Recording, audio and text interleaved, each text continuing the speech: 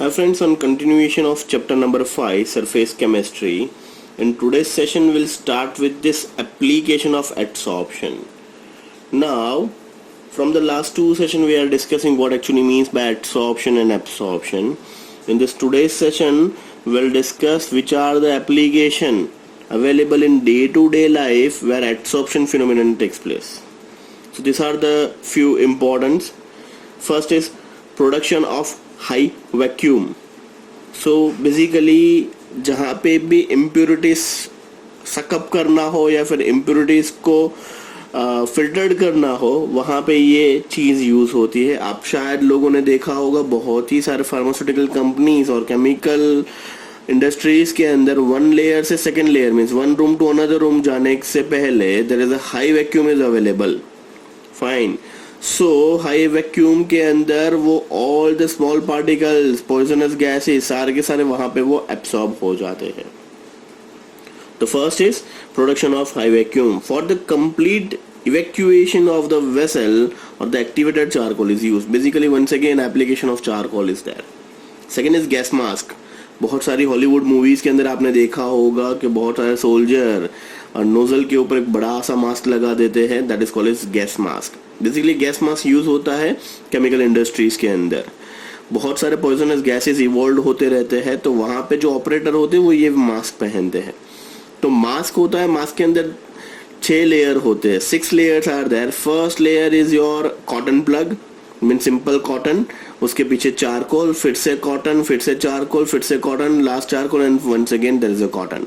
So likewise there is 6 layers are available that is used to prevent means जो भी gas evolve हो रहा है वो by means of nozzle body के अंदर ना जाए उसके लिए ये मास्क पहना जाता है. that is called as gas mask.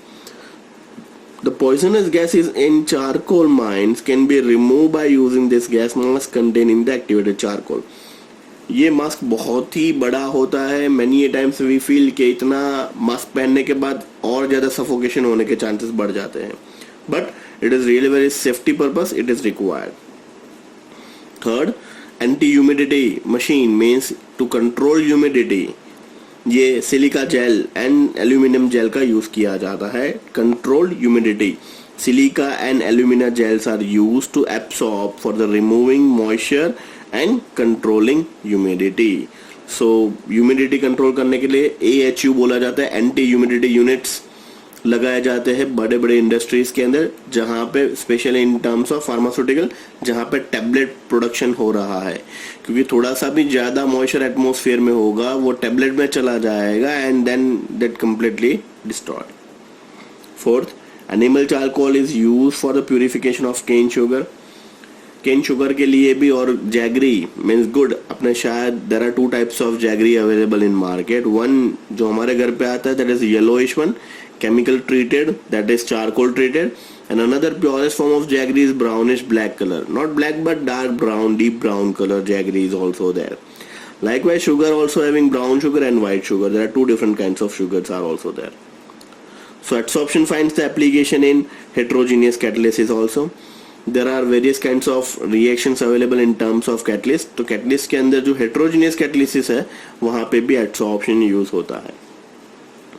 A mixture of noble gases can be separated by the adsorption of this coconut charcoal at the different temperature. अब आपको यहाँ पे 3-4 चीज यहाँ पे वर्ड सुनने को मिला होगा. Sir there is a normal charcoal is there, animal charcoal is there, coconut charcoal is also there. So basically charcoal means जो भी चीज आप बर्न कर लेते हो लास्ट में जो बचता है that is charcoal.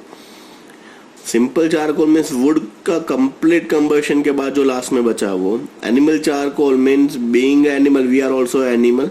Fine. So animal charcoal is all about when animal completely burn and you get your black ashes that is called as animal charcoal.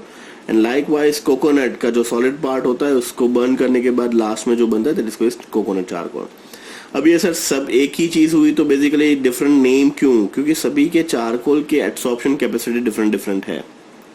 Means अगर आप पीस ऑफ चारकोल लोगे तो adsorption अलग होगा and finally divided particle लोगे तो भी adsorption बढ़ेगा. Because finely divided particle having a more surface. If surface area increases adsorption phenomenon increases. So rather than having a piece और पीस ऑफ चारकोल की जगह पे अगर फाइनली डिवाइडेड पार्टिकल होगा तो that is more preferable. Next discussion start करते हैं 7th position पे, that is in curing disease. In curing disease का मतलब क्या होता है कि लेट्स टेक एग्जांपल, मैनी ये टाइम अल्सर होता है तो हम एंडोस्कोपी करने के लिए जाते हैं। तो एंडोस्कोपी करने से पहले डॉक्टर आपको एक सिंपल सा एक फ्लूइड या फिर एक लिक्विड आपको इंजेक्ट करते हैं या फिर आपको ओरली देते हैं, रादर 5 ml और 10 ml। तो बेसिकली वो बॉडी के अंदर जितने भी सेल्स डैमेज हुए हैं, अल्सर पार्टिकल है, वहां पे जाके उसके साथ कॉम्प्लेक्स बना देता है। सो वहां पे भी ये यूज होता है डिटेक्शंस करने के लिए। Number of drug is use to kill the germs by getting absorb on them in flotation process. In 10th standard ये आपको प्रोसेस पढ़ाया गया था, flotation process. The purifications of the sulphide ore in metallurgy. Metallurgy के अंदर sulphide ओर को purify करने के लिए जनरली हम यूज करते हैं। Absorption indicators like eosin, fluorescence etcetera. Basically indicator का मतलब क्या है, टाइट्रेशन के अंदर जो आप यूज करते हो एंड पॉइंट पे कलर चेंज देते हैं वो, that is called as indicator.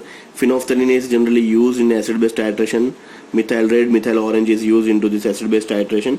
Likewise ऐसा ही एक कॉम्प्लेक्स है, that is eosin and fluorescein are used into this volumetric analysis. Last, that is chromatographic analysis. In chromatographic separation based on this adsorption, chromatography is a technique to separate out compound. Means if you have having a mixture of A, B and C, and if you want to separate out this A, B, C, then you have to go for a column chromatography. So by means of column chromatography you can separate A, B, C. उसके अंदर भी use किया जाता है silica gel और silica powder. So silica is used as a separation technique in column chromatography. So these are the few application available for this adsorption. Many time school examination में ये question पूछा गया हुआ है 2 मार्क के अंदर। कम से कम 6 एप्लीकेशंस लिखनी पड़ेगी, 6 एप्लीकेशंस कंपलसरी लिखनी पड़ेगी। अगर if you write it down 8 और 9 that is appreciable. So this are the applications. Means आपको पता चलना चाहिए कि ये सर एडसॉर्प्शन पढ़ रहे हैं 2-3 सेशन से, एडसॉर्प्शन का डे टू डे लाइफ में कहाँ पे यूज होता है। तो this are the use where adsorption phenomenon takes place.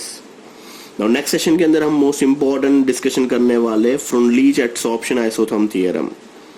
So isotherm क्या है, adsorption, Freundlich is the father of adsorption, जिन्होंने एडसॉर्प्शन जो वर्ड है वो कॉइन किया, और उसी का एक छोटा सा डेरिवेशन पार्ट है वो हम डिस्कशन करेंगे, Freundlich adsorption isotherm theorem, but it is in next class. So this is all about your today's class. इस क्लास के अंदर हमने इंपॉर्टेंस ऑफ एडसॉर्प्शन पढ़ा। Thank you so much.